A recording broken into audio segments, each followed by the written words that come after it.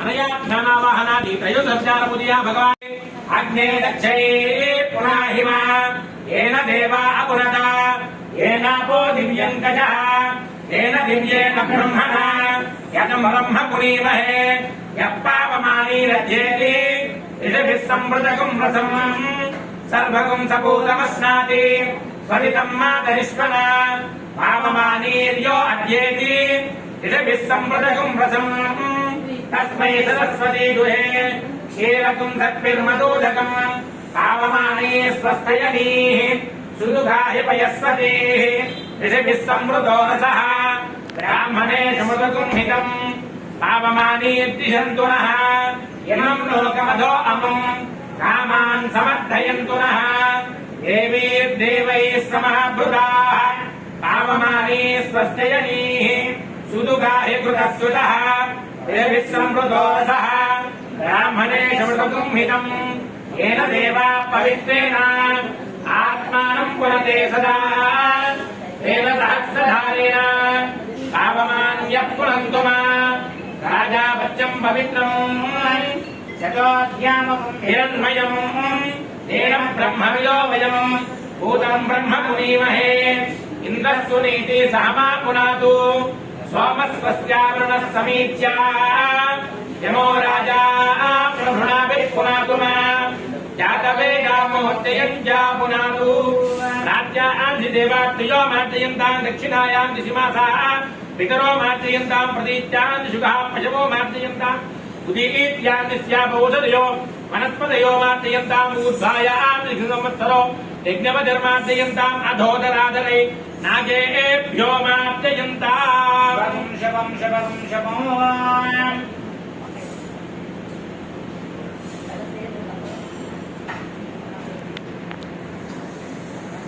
త్రియంబకం అంటే సాధారణంగా శివుడిని ఆరాధన చేస్తాం అనుకుంటాం.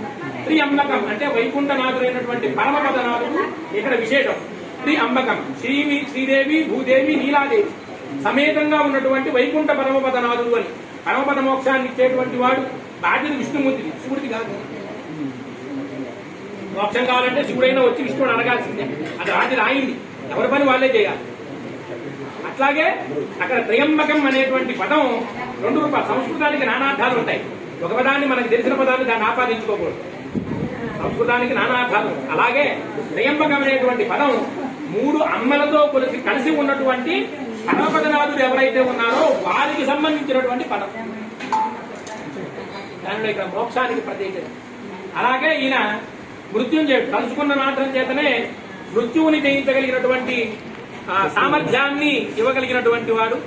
స్మరణ మాత్రం చేతనే మనకి అనేక భోగాలు కలిగించినటువంటి వాడు. భగవంతుడు ఎవరైనా భోగం కలిగిస్తారు, కానీ విశేషమైనటువంటిది ఐశ్వర్యం. ఐశ్వర్యం అనగానే మనం ఏదో బంగారం డబ్బులు అవి ఇవి అనుకుంటున్నాం, పిచ్చివని. అది ఐశ్వర్యం కాదు. అరగనటువంటిది ఏదైతే ఉందో అది ఐశ్వర్యం. కరిగిపోయేవన్నీ ఐశ్వర్యం కాదు, సాధారణమైన మనుష్య బుద్ధి కాబట్టి మనం ఇవే ఐశ్వర్యం అనుకుంటాం. కీర్తి ఐశ్వర్యం కాదు. మనం ఒకవేళ లేకపోయినా మన పేరు తలుచుకుంటూ ఉంటారే అది ఐశ్వర్యం, అదే కీర్తి. మనం ఒకవేళ మంచి పని చేస్తాం, పలానా వాడు ఆ పని చేయడం వల్ల మనకి జరుగుతుంది అని ఒక మంచి చెప్పుకుంటూ ఉంటాం, అది ఐశ్వర్యం. వారెవరో బావి తవ్విస్తే ఇవాళకి మనం చెప్పుకుంటాం. వారెవరో ఒక దేవాలయం నిర్మాణం చేస్తే ఇవాళకి మనం చెప్పుకుంటాం. వారెవరో ఏదో ఒక దానం చేస్తే అందువల్ల ప్రతిఫలం పొందిన వాడని చెప్పుకుంటూ ఉంటాడు. అది ఐశ్వర్యం. మన కోసమే చెప్తున్నారు. అలాంటి విశేషమైనటువంటి దాన్ని ఇచ్చేటువంటి వాడు పరమాత్మ. సాధారణమైనటువంటి కోరికలు అల్పమైనటువంటి బుద్ధి కలిగిన వాళ్ళం కాబట్టి మనం ఏవో చిన్న చిన్నవే కోరుతాం. మా అబ్బాయికి ఉద్యోగం రావాలి, మా అబ్బాయికి పెళ్లి అవ్వాలి, లేకపోతే మా అమ్మాయికి మంచి భర్త రావాలి, లేకపోతే వారికి సంతానం కలగాలి, ఏదో చిన్న చిన్న స్వల్పమైనవి కోరుతాం. కానీ భగవంతుడు అమితమైనవి ఇవ్వగలడు. ఆ స్వల్పం కోసం ఆయన బతులాడుకోవాలి. అమితమైనటువంటి దాన్ని ఇవ్వగలడు. అది ఆచరించగలిగినటువంటి బుద్ధి ప్రమేయం మనకు కలిగి ఉండాలి. అందుకనే దానికి తాపత్రయములు అని 3 రకాలైనటువంటి చెప్పారు. ఆ తాపత్రయాలు ఎప్పుడైతే నశిస్తాయో అప్పుడు మనమేది ఆయన అడగక్కర్లా, ఆయన మనకి ఇస్తాడు అని చెప్తారు. అదే సన్యాస యోగం. మనం ఏది ఆయన అడగాల్సిన అవసరం లేదు. మీరందరూ బాగుండాలి అని ఎవరైతే లోకక్షేమం కోసం చేసేవారు ఉన్నారో వారిని చూస్తే భగవంతుడు కూడా సంతుష్టుడవుతాడట. అలాగే నేనే బాగుండాలి, లేకపోతే నేను బాగుండాలి, నాకు అది కావాలి, నాకు ఇది కావాలి అని అడుగుతున్నాం అనుకోండి, సాధారణంగా అదే అడుగుతాం మనం అందరం గుడిపెట్టి. అలా అడిగేవాడికి అంత ఆయన సంతృష్టి పడడు.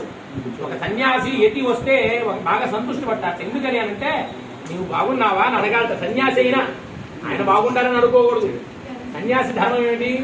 నువ్వు బాగున్నావా, నీకు ధర్మ ప్రకారం అన్ని చక్కగా జరుగుతున్నాయా, శాస్త్రాన్ని అనుసరించి నీకు సేవలు జరుగుతున్నాయా, ఈ గుడిలో ఏదైనా లోపం జరుగుతుందా, నీ ఆరాధనలో ఎక్కడైనా లోపం ఉందా, ఇలాంటివన్నీ తెలుసుకొని ఆ లోపాన్ని సరిదిద్దాలి, ధర్మాన్ని నిలబెట్టాలి, శాస్త్రయుతంగా స్వామికి జరిగినటువంటి కైంకర్యాలను జరిపించాలి.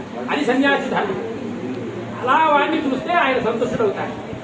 అందుకని కాషాయం దర్శించినటువంటి వాడిని చూడగానే భగవంతుడు ఎందుకు సంతుష్టుడవుతాడు అని అంటే అందుకోసం ధర్మ నిష్ట కలిగినటువంటి వారు కాబట్టి అది సంతుష్టుడవుతాడు. అలాంటి నిష్ట మనకి ఎప్పుడైతే వస్తుందో మనం ఆయన్ని ఏమి అడగాల్సిన అవసరం లేదు, ఆయనే తీసుకొచ్చి మనకి అప్పచెప్పాలి. దీంట్లో విశేషం భగవంతుడికి ఏదైనా సరే మనం సాధారణంగా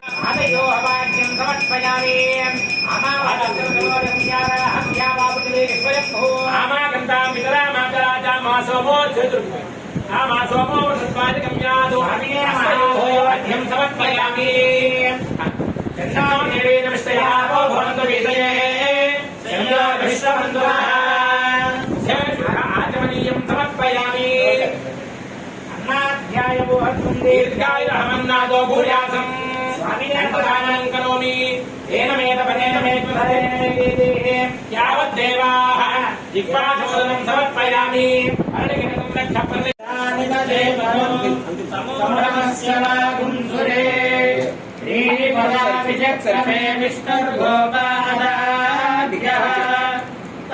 ధర్మాణి ధారయన్న విష్ణు కర్మాణి పశ్యతి యతో వ్రతాని వస్వసే ఇంద్రస్య యుధ్యః సఖా తద్విష్ణో పరమం పరగం సదా పశ్యంతి సూరయా దివి వజక్షురాతతం తద్విప్రాసో విభన్యవో జాత్వాం దస్సమిందతే విష్ణోర్యత్పరమం వదం విష్ణోర్నుకం వీర్యాని ప్రబోధం యప్పాధిరాని విమమే రజాగుం ధియో అస్కాయనుత్తరగం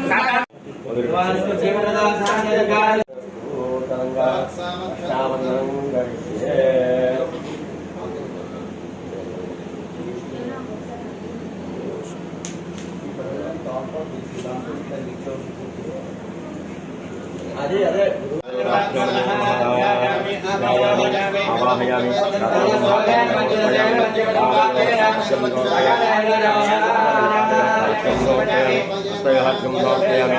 ఆచమనికం సమర్పయామి సమర్పయామి స్నానం సమర్పయామి స్నానాంతరం ఆచమనికం సమర్పయామి వస్త్రార్థం అక్షరాం సమర్పయామి నక్షత్రం దివ్యశ్రీ చంద్రం సమర్పయామి అలంకరణార్థం వృణార్థం అక్షతై పూజయామి పుష్పై పూజయామి హృదయ గంధమైంది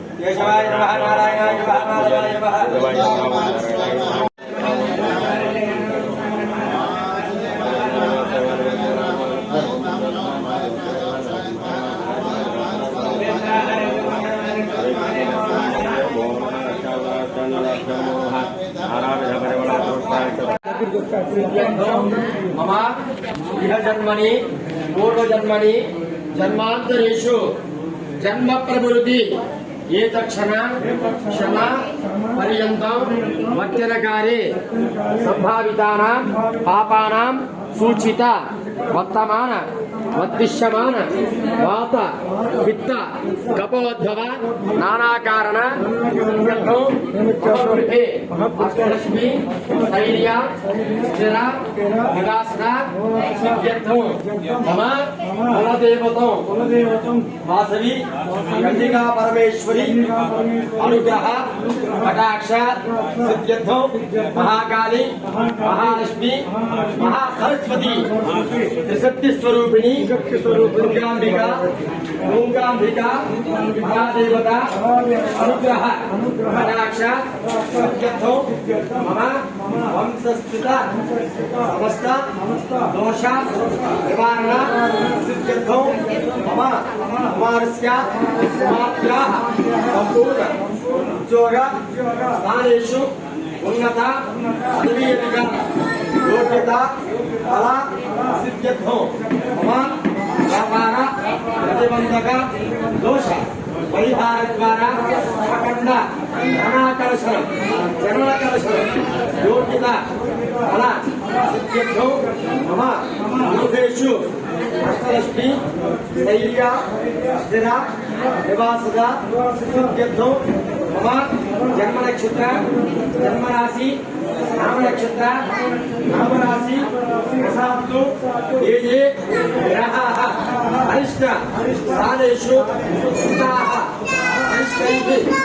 అరిష్టైః క్రియమాణ కరిష్యమాణ సమసూచిత ఆగామిత శుభఫల ఆప్యర్థో వాంఛిత రాజముఖే దిగ్విజయ అభివృద్ధ్యర్థో మమ దేవరథ శాంతి మహోత్సవ అంగత్వేన సరణతో మృత్యుంజయ మండప ఆరాధన సహిత యోగిని పూర్వక వాస్తు సహిత బ్రహ్మమండప క్షేత్రపాలక మండప సహిత సర్వతో భద్రమండప నవగ్రహ ఆరాధన సమయే యథాశక్తి మండప ఆరాధనో కరిష్యే.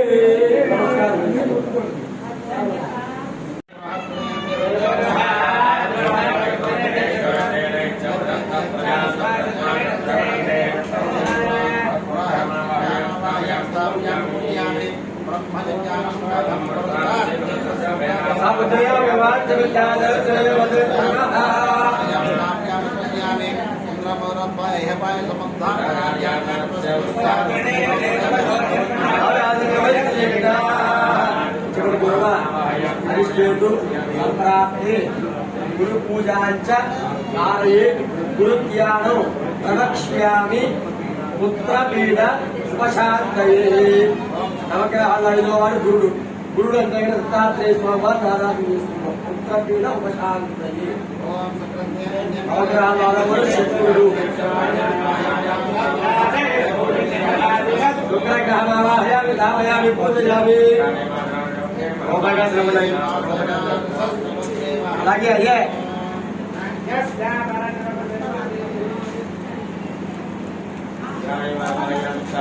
ధామయామి పూజయామి. సుమధ్యే మహవశ్రమో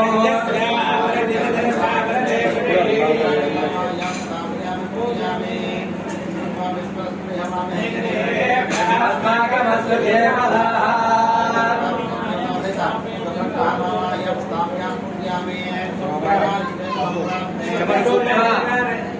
శుక్ర అరిష్టేతు సంప్రాప్తి శుక్ర పూజాంచ కారయే శుక్ర జ్ఞానం ప్రవక్ష్యామి భక్తిపీడ ఉపశాంతయే.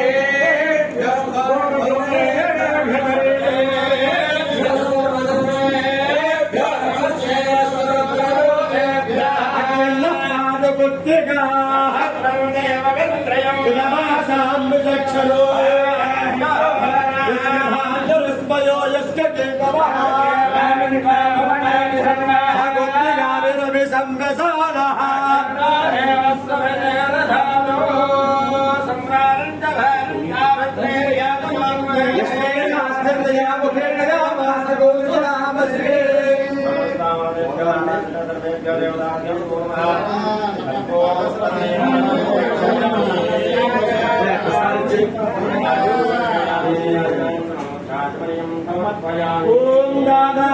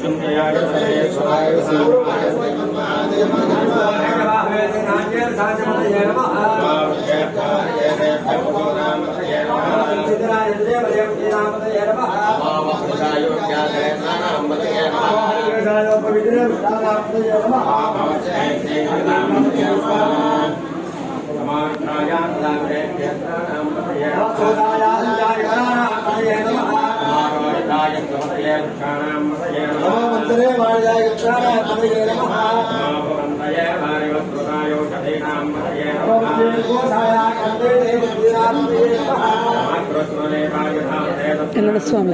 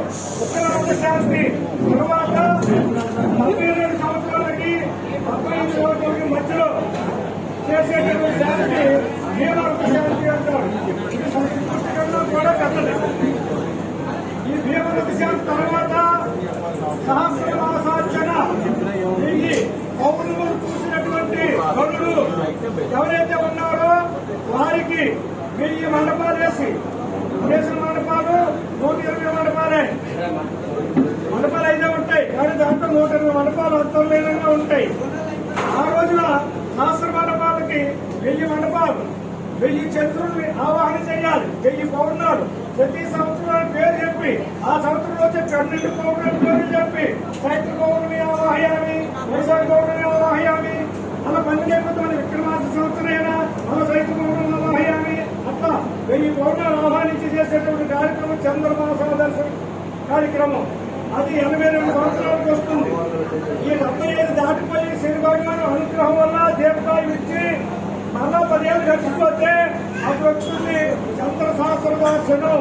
1000 చంద్రగ్రహాలు చూసినటువంటి అదృష్టవంతులు వారన్నమాట అండి. వాళ్ళు చేసే కార్యక్రమం 82 ఏళ్ళకు జరుగుతుంది.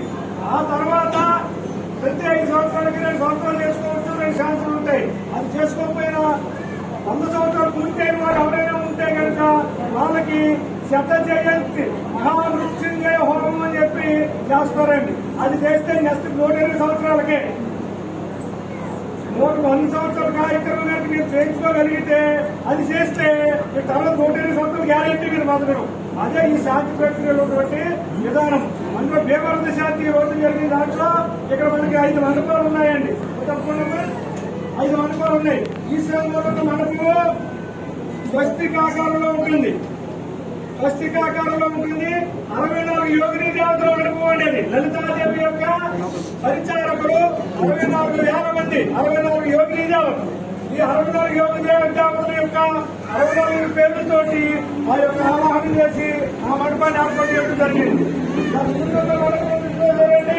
ఈ మండపము ఇది ఏమనుకున్నా నువ్వు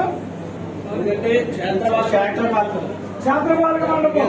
మరి ఎక్కడైతే కార్యక్రమం చేసుకుంటున్నావో ఆ క్షేత్రానికి పాలకులు ఉంటారు, క్షేత్రపాలకులు. ఈ విజయవాడ గ్రామంలో క్షేత్రపాలకులు అమ్మవారు మన దుర్గా భవాని మల్లికార్జున స్వామి వారు. వారి పేరు మీద ఆ మండపం వేసి దాంట్లోకి ఆహ్వానించాల్సిన దేవతలు ఆహ్వానించి ఆ మండపం వేయడం జరిగింది. అలాగే ఈ పక్కన చూస్తే ఆ చివరి మండపం అమలు వాస్తు మండపం, అది బ్రహ్మ మండపము, వరుణ మండపం అంటారండి. మనకి తాగడానికి నీళ్లు వరుణదేవుడు అనుగ్రహం కావాలి. వర్షాలు వస్తేనే పంటలు పడుతాయి. అలాగే బ్రహ్మగారి అనుగ్రహం, బ్రహ్మ రాస్తేనే తలరాత. కాబట్టి ఈ ఇద్దరు పేరు మీద మండపం వేసి దాని మీదకి కొన్ని ఆహ్వానం చేయడం జరుగుతుంది. ఇకపోతే నవగ్రహ మండపం ఇది. దీని మీదకి 9 గ్రహాలని అష్టదిక్పాలకుల్ని ఆహ్వానించి ఈ నవగ్రహాలు శాంతి చేయడం జరుగుతుంది. నవగ్రహాలు శాంతి ఎందుకు చేయాలి అంటే రవికి ఆత్మశాంతి అంటే మనకి ఆత్మసుఖం కావాలనుకుంటే రవికి శాంతి జరగాలి. మనశ్శాంతి చంద్రుడికి శాంతి జరగాలి. శత్రు శాంతి కుజుడికి శాంతి జరగాలి. జ్ఞాన ప్రాప్తి బుధుడికి శాంతి జరగాలి. ధన ప్రాప్తి గురుడికి శాంతి జరగాలి. శాస్త్ర ప్రాప్తి శాంతి అంటే భార్యాభర్త తనుకోకుండా ఉండాలంటే శుక్రుడికి శాంతి చేసుకోవాలి. అలాగే ఆయుష్కారకుడు శని, ఆయుష్ క్రాంతి ఆయుష్ శాంతి శనికి, శనిదేవుడికి పూజ చేసుకోవాలి. ఇకపోతే రాహుకేతువులు వీళ్ళు బాగోలేకపోతే వాళ్ళే దేశదంలో తిరుగుతారు. చూసారండి, పిచ్చితనకి పిచ్చెక్కి మెట్లెక్కి అధికంగా మాట్లాడుతూ ఆలోచన లేకుండా తిరుగుతారే రోడ్డు మీద. వాళ్ళందరూ రాహుకేతుల ప్రభావంలో ఉన్న వాళ్ళే. ఆ విధంగా శాంతి కూడా కావాలంటే రాహుకేతులను పూజ చేసుకోవాలి. అందుకనే ఈ ఇన్ని దేవతలు కూడా ఈ భీమవరం శాంతిలో ఆహ్వానం చేయడం జరిగింది. ఇకపోతే పైన విశేషమైన పూజ చూసారంటే ప్రధాన మండపం ఉంటారు. దాన్ని దాని మీదకి సర్వతోమంత్ర మండపము మొత్తం 84 ఆవుల దేవతలు ఆవాహన దేవతలు ఉంటారు. ఆహ్వానిస్తాము. దీనికి 15 రోజులు ఆహ్వానిస్తాము, వాళ్ళకి 7 రోజులు ఆహ్వానిస్తాము. వీళ్ళందరూ కలిస్తే 96 84 దేవతలు అవుతారు. ఆ 84 దేవతల యొక్క సర్వతోమంత్ర మండపం అని చెప్పి దాన్ని ప్రధాన మండపం అంటారు. ఆ ప్రధాన మండపం పైన ఉన్నటువంటి కలసం దాన్ని పూర్ణ కలసం అంటారు. ఆ పూర్ణ కలసంలో నీరు ఈ 2 రోజుల్లో చేసే శాంతి కోరుకుని నీరంతా కూడా తీసుకెళ్లి ఇప్పుడు అక్కడ యజమానులిద్దరికి కూడా శతఛత్రాభిషేకం జరుగుతుంది. అంటే 2 జల్లెడికి 1000 కన్నాలు ఉంటాయి. ఈ 1000 రంధ్రాల్లోంచి నీరు ధారగా పోస్తారు. దాన్ని శతఛత్ర సహస్ర ధారణ స్నానం అని చెప్పి అంటారు. దానివల్ల ఫలితం ఏంటంటే ఆచంద్ర తారాకము వంశాభివృద్ధి జరుగుతుంది. వీళ్ళు శత జయంతి చేసుకునేటటువంటి మహాభాగ్యం కలుగుతుంది. ఈ 1000 తారలు చేసుకునే పద్ధతి వల్ల సహస్ర చంద్ర దర్శనం చేసుకునేటటువంటి అవకాశం జరుగుతుంది అని శాస్త్రంలో చెప్తుంది. కాబట్టి దాన్ని జల్లెడ స్నానం అంటారు సింపుల్గా మన భాషలో. అటువంటి స్నానం ఇప్పుడు మనకి ఇక్కడ బయట జరుగుతుంది. ఆ స్నానాన్ని చేయించుకుని వాళ్ళు ఎంత ఫలితమో చూసిన వాళ్ళకు కూడా అదే ఫలితం జరుగుతుంది. కాబట్టి అందరూ కూడా భక్తి శ్రద్ధలతో ఈ రోజు కొంచెం భోజనం లేట్ అయిందని అనుకోకుండా ఒకవేళ ఆగలేక లేకుంటే భోజనం చేయొచ్చు రెడీగా ఉన్నాయి. మన అందరూ సమక్షంలో ఆ దంపతులని కూడా చిరంజీవ మనం నీళ్లు చదువుతా ఉన్నట్లయితే వారు చిరంజీవులు అవుతారు. భవిష్యత్తులో మనం కూడా చిరంజీవులు అవుతాం. ఈ యొక్క బృహత్తమైన కార్యక్రమాలను చేయడానికి ఎక్కడో పిఠాపురంలో మాకు అవకాశం కల్పించారు అనిల్ గారు, వాళ్ళ తల్లిదండ్రులు, అలాగే గప్పవరం వరకేమో వాళ్ళ మామయ్య గారికి వాళ్ళ దంపతులు కూడా మేము ఈ కార్యక్రమం చేయించగలిగాము. వాళ్ళకి బాగా చేయించామని చెప్పి ఈ రోజు మన వీళ్ళు మాకు ఈ అవకాశం ఇచ్చి ఈ కార్యక్రమం చేయించుకోవడం జరిగిందండి. మరి భవిష్యత్తులో ఇంకా ఎవరైనా షష్ఠి పూర్తి కార్యక్రమాలు చేయించుకున్న ఎవరైనా ఉంటే కూడా అవకాశం ఇస్తే తప్పకుండా మేము చేసి పెట్టగలమని చెప్పి మనం చేసుకుంటూ ఈ అవకాశం ఇచ్చినటువంటి కుటుంబ సభ్యులందరికీ కూడా మరొకసారి మేము ధన్యవాదాలు తెలియజేసుకుంటున్నాం. అది ఓ శుభంబోయే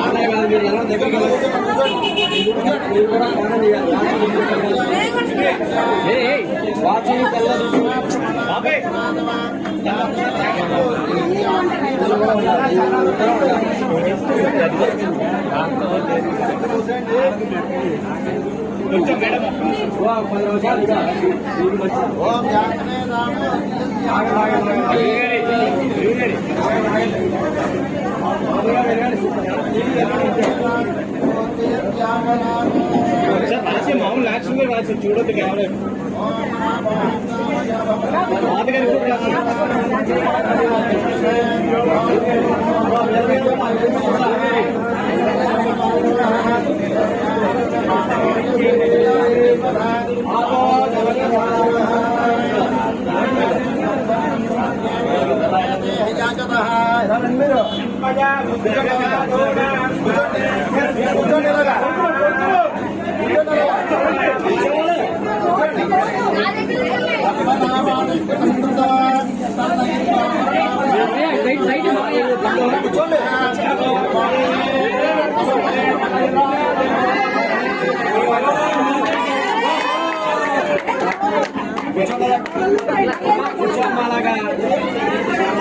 జేబుల్లో డబ్బులు లేవు కదా.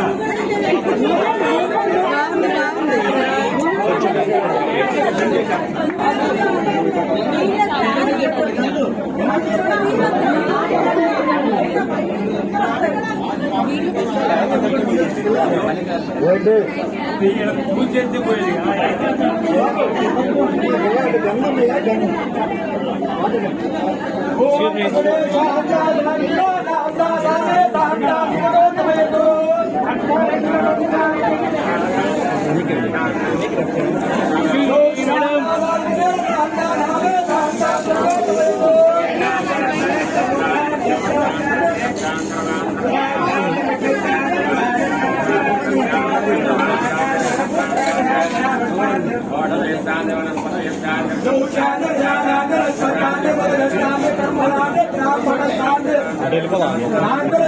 అనిల్ గారు మాకు ఫోజ్ ఇవ్వండి. అనిల్ గారు, గాయత్రి గారు మాకు ఫోజ్ ఇవ్వండి. కొందరు నడుచున్నారు.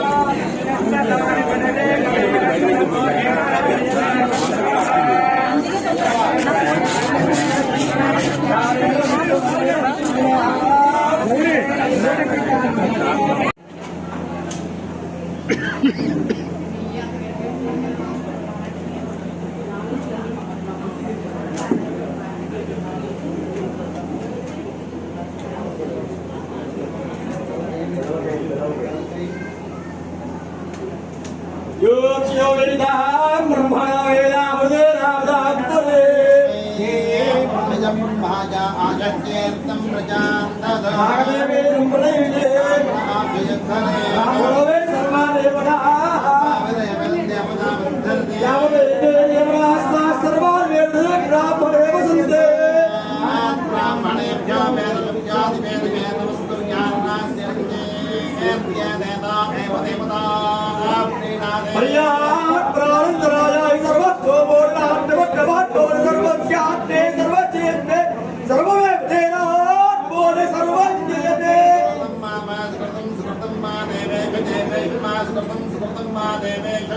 देवेषु देवेषु मामा देवेषु देवेषु प्रोदा प्रोदा मा देवेषु देवेषु प्रोदाये प्रोदात् प्रोदात् देवेषु देवेषु प्रोदात् देव प्रोदात् देवेषु देवेषु प्रोदाये प्रोदात् देवेभ्यो प्रोदा प्रोदा देवेभ्यः देवेभ्यो देवेभ्यो देवेभ्यो देवेभ्यो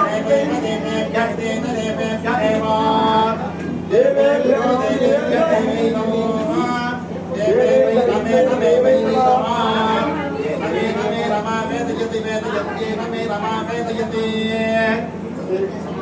ज्ञानं प्रज्ञानं ज्ञानं ज्ञानं ज्ञानो संकल्पमानं प्रकल्पमानं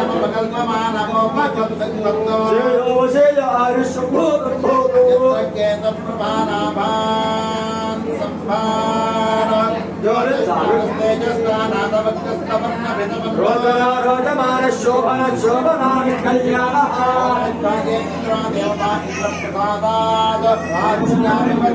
दक्षिण भागे वो देवनाय प्रसादाद भागे भागे वर्णो देवता वर्ण प्रसादाद देवता ब्राह्मण शोभे राज्यान् सर्वाणि एवं वेदा भवते सदाय पुरुषस्य तेन्द्रियमाविश्वेन्द्रिये प्रतिष्ठते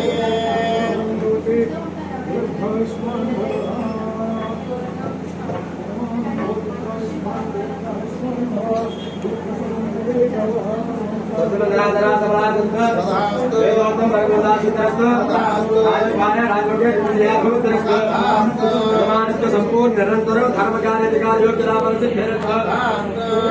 कुमार कुमार्या संपूर्ण विद्या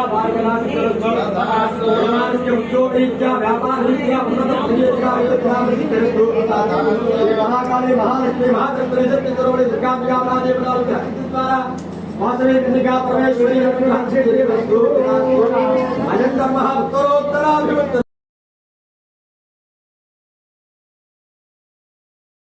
ओम शांति शांति शांति ओम गुरु ब्रह्मा गुरु विष्णु गुरुदेवो महेश्वरः गुरु साक्षात् परब्रह्म तस्मै श्री गुरवे नमः हरिः मातृदेवो भव पितृदेवो भव आचार्य देवो भव भवाया धर्मपृथ्वी पुंडरीकाक्षा पुंडरीकाक्षा पुंडरीकाक्षायै नमः बिल्कुल पहना आत्मनिहावं केशवाय स्वाहा नारायणाय स्वाहा माधवाय स्वाहा ओम केशवाय स्वाहा नारायणाय स्वाहा ओम माधवाय स्वाहा यादेवी सर्वं तयो सर्वं नामस्ते समुद्रस्ते बराबरेश विद्वरस्व जलधाम भक्तं दातारु सर्वं लोकाभिरामं श्रीरामं भूयो भूयो नमामि लक्ष्मीनारायणाभ्यो नमः उमामहेश्वराभ्यो नमः विजयपरम्पराभ्यो नमः अरुणज्योतिष्ठाभ्यो नमः सीतारामाभ्यो नमः माता पितृभ्यो नमः सर्वेभ्यो महाजनेभ्यो नमः చెప్పండి నమస్కారం अस्माकं मम उपात दुर्गक्षय द्वारा श्री गोविंद गोविंदाय श्री महाविष्णु आज्ञाया विशेषेण विशिष्टायां श्रीमान् श्रीमतः विदुनकुल गोत्रस्य गोत्रोद्भवं कंदुकूरी वंशान्वयं वेंकट सत्यनारायण नामधेयस्य धर्मपत्न्याः रमादेवी नामधेयवतीं गर्भ सुप्त मुक्त पलायमान अस्माकं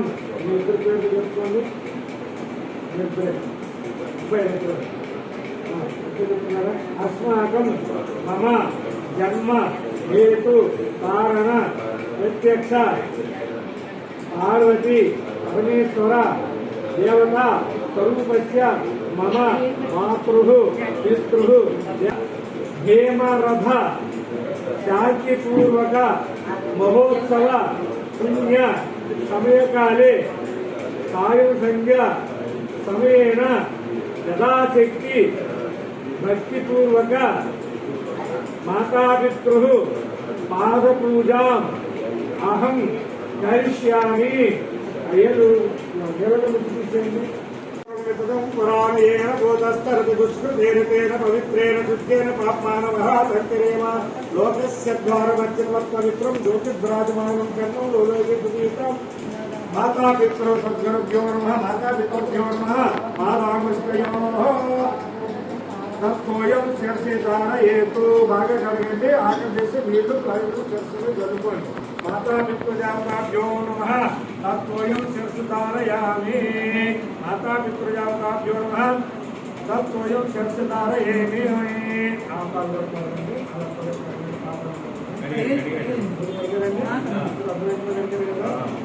ఆ రెండు పదాలు తీసేవచ్చు ఒక పదం పెట్టడం ఆ నీళ్లు తీసేస్తున్నారు ఆ రెండు నీళ్లు తీసేయామి మీరు మనసులో అనుకోండి నేను మంత్రం చదువుకుంటాను మనసు అనుకుంటే నా తల్లిదండ్రులకు పాత్ర అవుతున్నాము లేదా మొక్కులు పెడుతున్నాము ఏం చేస్తే అలా అనుకోండి మా అక్షరాల్లో కొంచెం పళ్ళందిరా తల్లిదండ్రులు చెప్తారు ఏడు కాదు ఒక్కడే అర్ధనారీశ్వరులు ఆ భావంతో బాధపూజ చేయండి మాతాపితృదేవతాభ్యో నమః మాతాపితృదేవతాభ్యో నమః ఆగ్రహ బాధ్యతమర్పయామి పాలు నీళ్ళు చల్లండి మాతాపితృదేవతాభ్యో నమః ఆగ్రహ పాల్గొపోతే పూజ చేసుకోలేదని చెప్పు అప్పుడు ఆ మాతృదేవ మా పాప మంచిగా చెప్పుకోండి నీళ్ళు చల్లగలరు మాతాపితృదేవతాభ్యో నమః आग्रह बाध्यमर्पयामि मातापितृदेवताभ्यो नमः अस्तयो अर्घ्यमर्पयामि मातापितृदेवताभ्यो नमः ओके आचमनीं समर्पयामि मातापितृदेवताभ्यो पादस्मरामि जय मातापितृदेवताभ्यो नमः तल्लिదండ్రులకు ప్రత్యక్ష దేవి పార్వతీ పరమేశ్వరులకు ఎదురుగానండి ఆరోగ్య కూడా సార్ పక్కనే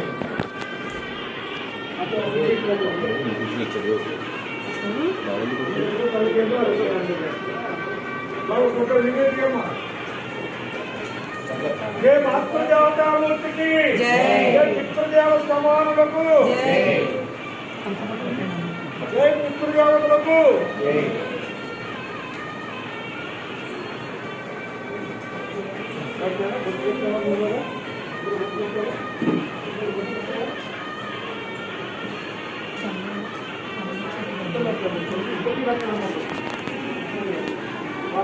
చేతిలో వాడు మీరు చాలా దండం పెట్టండి ఇంకొకటి వస్తారు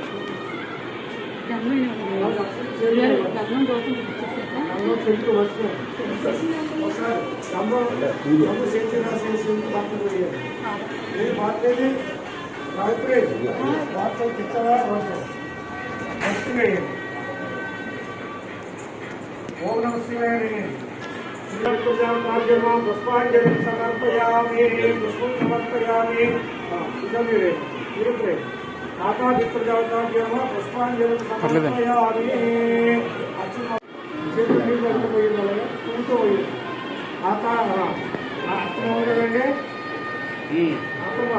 అత్తగారు మామగారు దేవతను ఉద్దేశించి మాతృదేవత పితృదేవత అనుగ్రహ ఆశీర్వచన అపేక్షమానాయ సిద్ధ్యర్థం పాదపూజాం అహం కరిష్యామి ఓం మాతృదేవతాభ్యో నమః పాదపూజాం కరిష్యామి పుష్పార్చన పవిత్ర కావడం కనుమర్చనయ సర్వారం భవతి సదాశేన పురుషశేయేంద్రియవృత్తి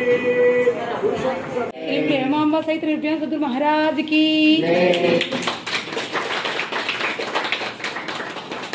కార్యక్రమాన్ని దిగ్విజయంగా చేయించినందుకు గురువు గారికి చిరు సత్కారం.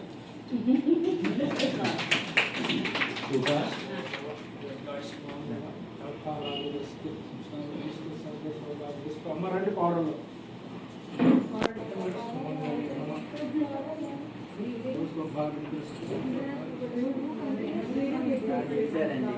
ఈ అయానికి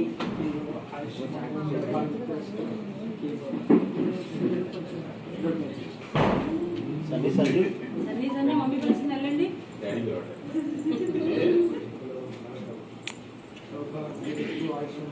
విద్యాప్రాప్తిస్తూ ఇచ్ఛాభివృద్ధిస్తూ సకల సౌభాగ్యస్తూ మమ్మీ